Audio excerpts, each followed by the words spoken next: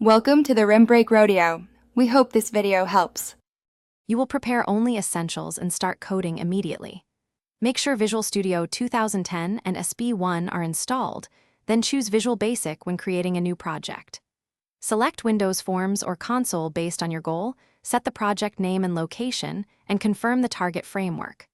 Once done, pick platform target, x86, x64, or any CPU, and enable debugging in project properties. This gets your environment and first file ready so you can write code without delay. You now structure the application and implement core logic. Add modules, classes, or forms via Solution Explorer and organize code with namespaces. This keeps large projects manageable. When coding, prefer options strict on to avoid implicit conversions, declare subs and functions clearly, and wire event handlers for UI actions. Use imports to simplify type references and implement try. Catch for predictable error handling. Once you have core routines, build incrementally and run small tests to verify behavior as you go.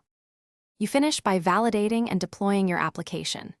Build the solution, run with F5, and examine output and error list for compile issues. Make sure to fix warnings that affect behavior.